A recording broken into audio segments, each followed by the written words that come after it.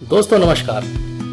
कहा जाता है कि ऑल लीडर्स आर रीडर्स, यानी कि जितने भी लीडर होते हैं वो पढ़ने वाले लोग होते हैं। तो यदि आप भी राजनीति में हैं, नेता बनना चाहते हैं, आगे चलकर राजनीति के माध्यम से कैरियर बनाना चाहते हैं और अगर ये जानना चाहते हैं कि लीडर्स जो होते हैं वो कौन सी किताबें पढ़ते हैं, तो ये वीडियो आपके लिए है। नमस्कार, मेरा नाम राजीव साहू है और मैं एक पॉलिटिकल लीडरशिप डेवलपमेंट एक्सपर्ट हूँ और मेरा मिशन है 1 लाख ऐसे फ्यूचर लीडर्स की मदद करना जो आगे चलकर हमारे देश को और समाज को एक बढ़िया नेतृत्व प्रदान कर सके।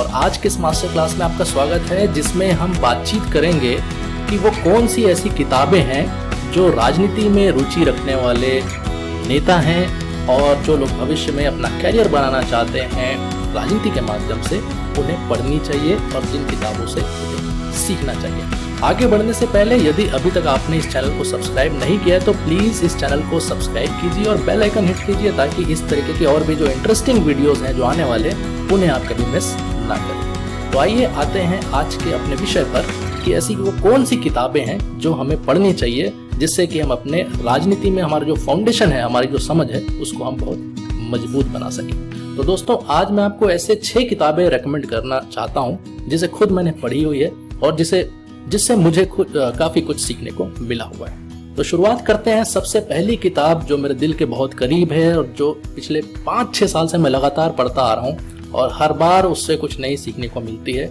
उस किताब का नाम है India after Gandhi by Ramachandra गुहा।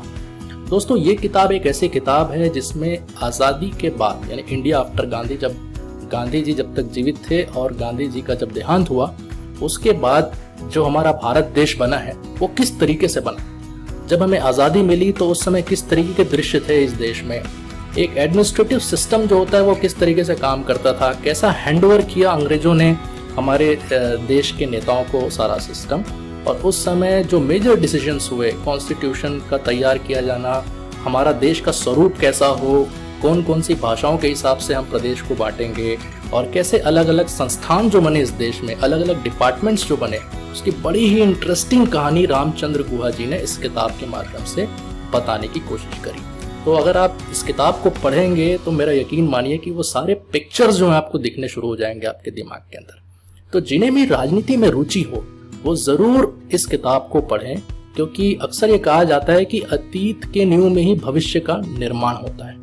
तो हमारा अतीत किस तरीके से था शायद हम उस समय नहीं थे, हमने नहीं देखा है, लेकिन जाने माने हिस्टोरिकल रामचंद्र गुहा ने इस किताब के माध्यम से इतने बेहतरीन तरीके से उन सारी चीज़ों को पेश किया है कि आपको पढ़कर यकीन नहीं होगा कि वाकई इस तरह की परिस्थितियां उस समय हमारे देश के अंदर थी और कितने मुश्किलों के दौर से हम बाहर निकलकर आज का जो भारत हम देखते हैं, आज का जो देश हम देखते हैं, वो बन पाया। तो दोस्तों ये पहला रिकमेंडेशन था, India after Gandhi by Ramachandra गुहा।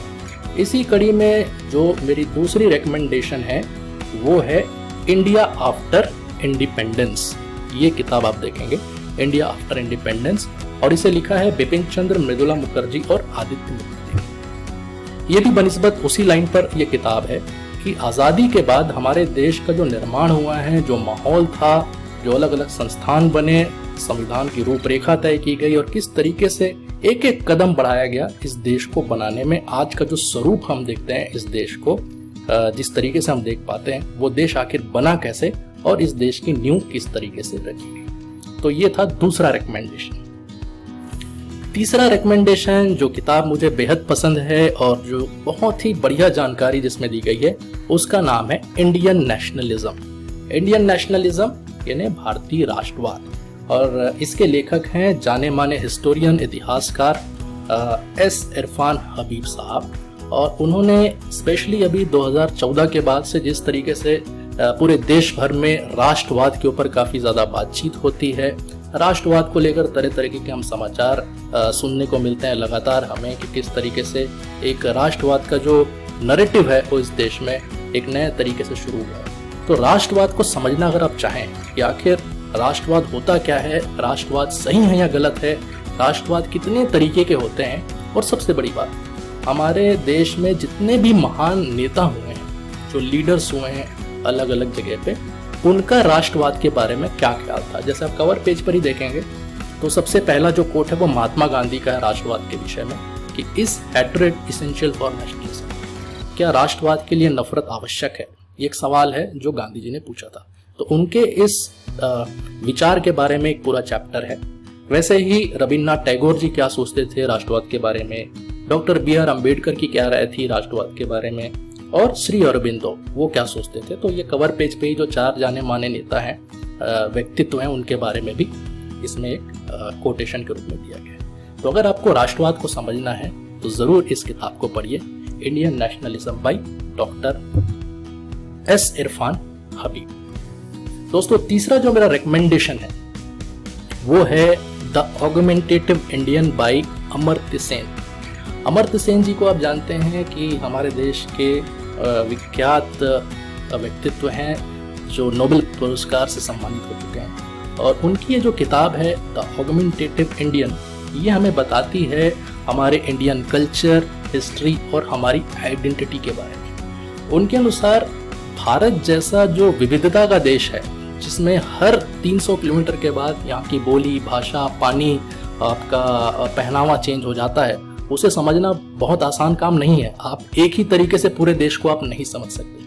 तो अगर आप इस देश को बेहतर तरीके से समझना चाहते हैं तो ये बहुत आवश्यक है कि हमारा जो हिस्टोरिकल बैकग्राउंड रहा है, हमारा जो कल्चर रहा है, हमारा जो आइडेंटिटी रहा है, उसको समझते हुए अगर आप समझ पाए पूरे देश का ये जो मानचित्र है, इस देश की सोच कैसी है, लोगों का रहन सहन कैसा है, यहाँ का अर्थशास्त्र किस तरीके से है, तभी जाकर आप लोगों की ज़रूरतों को और उनकी मानसिकता को समझ पाएंगे। तो ये एक बहुत अच्छी किताब है जो हर एक लीडर को पढ़ना चाहिए, the augmentative Indian by Amartya Sen.